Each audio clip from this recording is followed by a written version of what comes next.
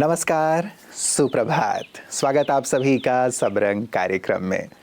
मित्रों, आज 15 सितंबर engineers day.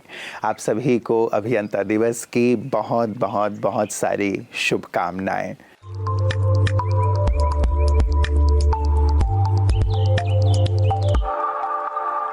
तो आइए इस सुंदर भाव के साथ, इस सुंदर शुभकामनाओं के साथ, बधाइयों के साथ आज के सुंदर सुवाक्य की ओर चलते हैं। ओम शांति। किसी ने स्वामी विवेकानंद जी से एक बार पूछा कि आप इतने बड़े हैं, सशक्त हैं, फिर भी आप ज़मीन पर क्यों बैठते हैं? तो स्वामी विवेकानंद जी मुस्कुराए और उन्होंने बहुत ही खूबसूरत जवाब दिया कि जो व्यक्ति ज़मीन पर बैठता है वो कभी गिरता नहीं है। वास्तव में फलों से लदे हुए वृक्ष की निशानी है कि वो सदा झुकता है। नम्रता वो गुण है जो इंसान को बुलंदियों तक ले जाता है, उसे आपसी मन मुटाव से बचाता है, क्योंकि झुकता वही है जिसमें जान होती है। अकड़े रहना तो मुर्दे की पहचान होती है।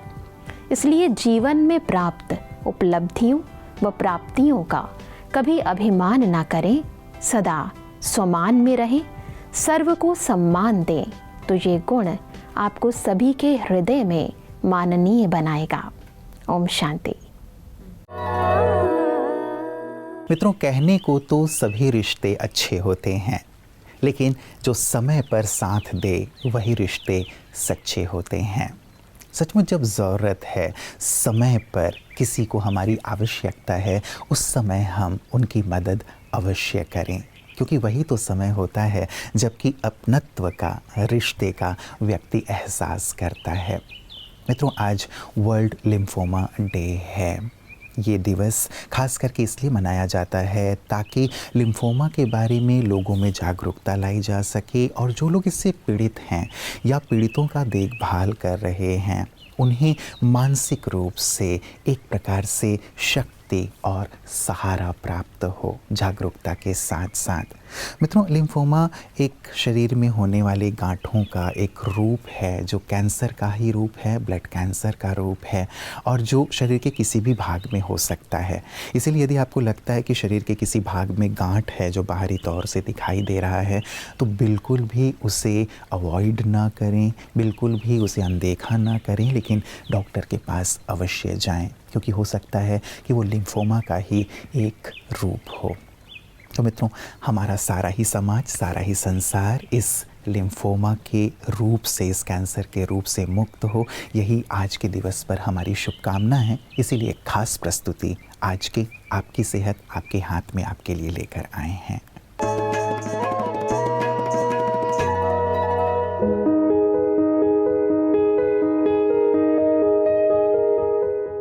दुनिया के सबसे खतरनाक रोगों में से एक है कैंसर। आज हम कैंसर के ही एक प्रकार लिम्फोमा के बारे में जानेंगे। लिम्फोमा तब होता है जब आपके लसीका तंत्र यानी लिम्फेटिक सिस्टम में श्वेत रक्त कोशिकाएं WBC तेजी से बढ़ने वाली कैंसर कोशिकाओं में परिवर्तित यानी म्यूटेट हो जाती है और मरती नहीं है। अधिकांश कैंसर्स की तरह लिम्फोमा का कारण बनने वाले अधिकांश जेनेटिक म्यूटेशंस बिना किसी पहचाने जाने योग्य कारण के अनायास ही होते हैं। पर कुछ परिस्थितियां हैं जिनमें लिम्फोमा होने की संभावना होती है, जैसे HIV वायरस का होना, खानदान में किसी को लिम्फोमा होना, ऑर्गन ट्रांसप्लांट या किसी अन्य बड़ी बीमारी के लिए चल रही प्रतिरोधक क्षमता को कम करने वाली दवाइयों का सेवन करना या किसी ऑटो इम्यून बीमारी का होना। इसके प्रमुख लक्षणों में बगल, गर्दन या कमर में सूजी हुई लिम्फ नोड्स, थकान, रात को पसीना आना, बार बार दोहराने वाला बुखार, भूख न लगना, टॉन्सिल का बढ़ जाना, हड्डियों में दर्द, सर दर्द, सीने में दर्द, खांसी, सांस फूलना, अचानक वजन कम होना और लगातार होने वाली खुजली शामिल है। इस वर्ष विश्व लिम्फोमा जागरूकता दिवस की थीम है हम अपनी भावनाओं पर ध्यान केंद्रित करने के लिए इंतजार नहीं कर सकते। मनोस्थिति का सुधार कैंसर के सुधार जितना ही जरूरी है। अगर मनोस्थिति कमजोर है तो कोई भी उपचार पीड़ित व्यक्ति को नहीं संभाल सकता। इसीलिए यह विषय मुख्य रूप से उन मनोवैज्ञानिक और भावनात्मक चुनौतियों में सुधार करने पर जोर देता है जिनसे मरीज गुजर सकते हैं।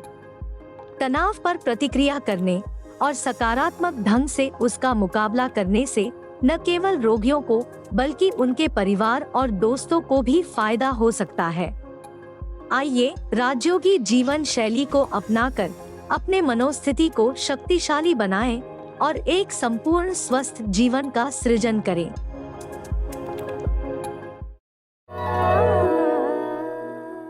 मित्रों, रिश्तों को गलतियां उतना कमज़ोर नहीं करती जितना कि एक दूसरे के बीच उत्पन्न गलतफहमियां।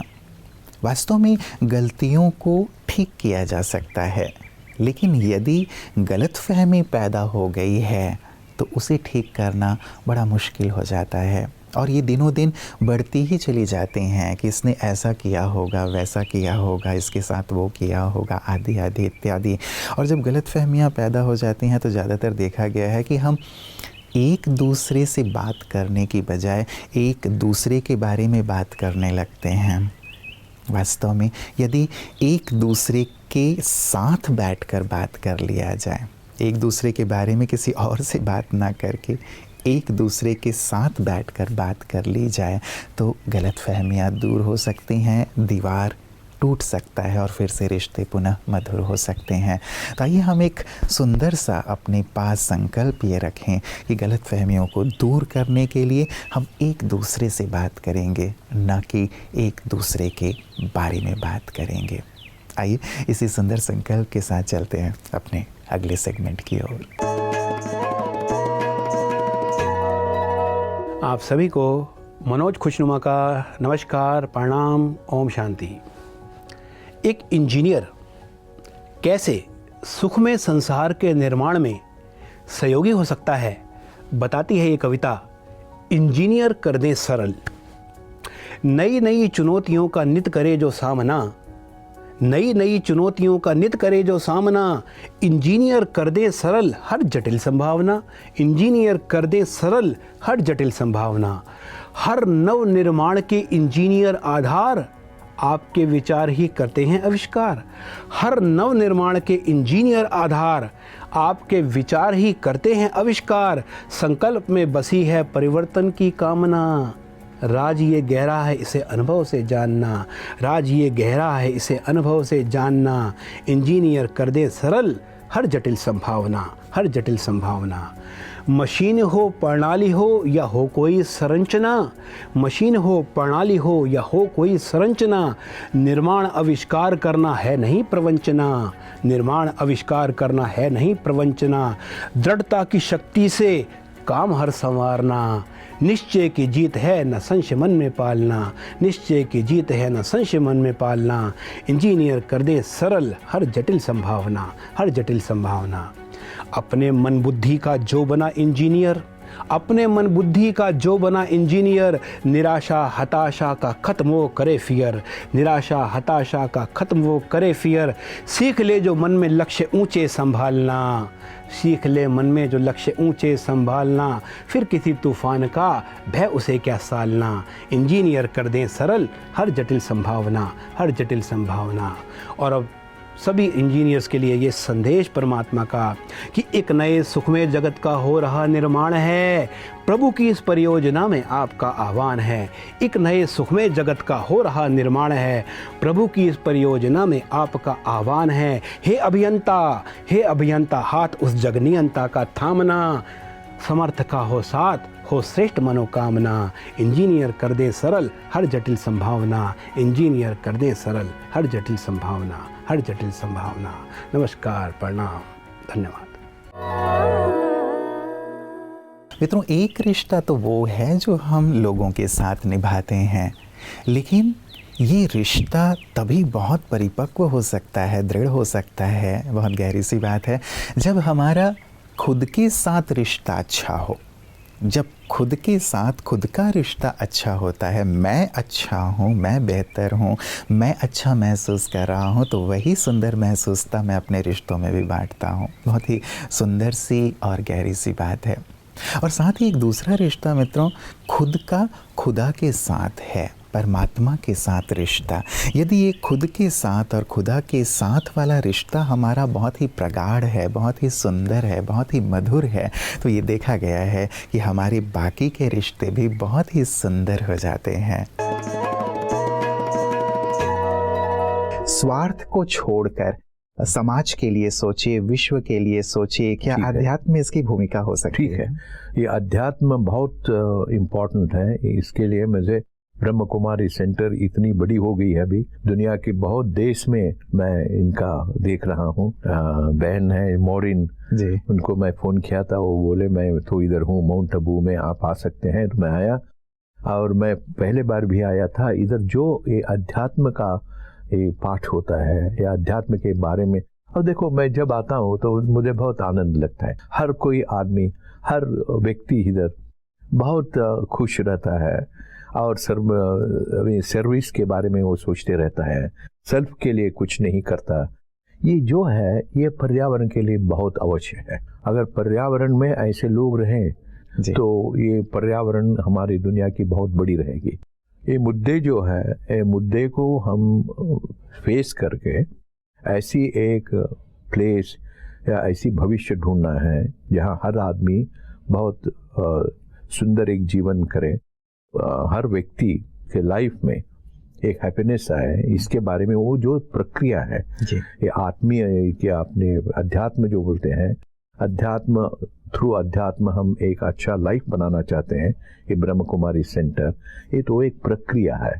ये प्रक्रिया में हम कभी भी हम डाल सकते हैं, हम इन्वॉल्व करते हैं। जब हम इन्वॉल्व होते हैं तो काम करने को शुरू करते हैं जी। उसके लिए क्रिया चालू होते हैं, वो क्रिया में ही हमको भूल सकते हैं। मित्रों, कहते हैं कि व्यक्ति यदि अपनी गलती पर वकील और दूसरे की गलती पर जज बन जाए तो फैसले नहीं बल्कि फासले होने लगते हैं। हम ऐसा कतई ना करें मित्रों। दूसरों की गलतियों को जज करते रहें, किसने ऐसा किया, तो फासले ही बढ़ते चले जाएंगे, बातें सुलझेंगी नहीं। कहा भी जाता है कि रिश्ते बनाने के लिए एक पल चाहिए, लेकिन उसे निभाने के लिए एक सुंदर सा दिल चाहिए। हम सुंदर दिल वाले बने, बड़ी दिल वाले बने, जहाँ गलतियाँ हो भी रही हों तो उसे हम बहुत ही प्यार से सुलझाएं, बहुत ही अच्छी तरीके से हैंडल करें, ताकि रिश्तों में खरोच ना आए, दरार ना पड़े। और ये तभी हो पाता है मित्रों, जो हमने ऊपर बात की, जब अपने साथ, खुद के साथ हमारा बहुत अच्छा रिश्ता हो जाता है, और उस प्यार के सागर परमात्मा के साथ भी हमारे मन के तार जुड़े रहते हैं। तो दिल की बहुत सारी शुभकामनाएं आज के इस सब्रंग से, कि आपके रिश्ते अपने साथ भी, परमात्मा के साथ भी और सर्व के साथ भी बहुत ही सुंदर हों, मधुर हों, और आप अपने जीवन का संपूर्ण आनंद लें। दिल की अनंत दुआएं और शुभकामनाएं आप सभी दर्शकों के लिए। नमस्कार। ओम शांति।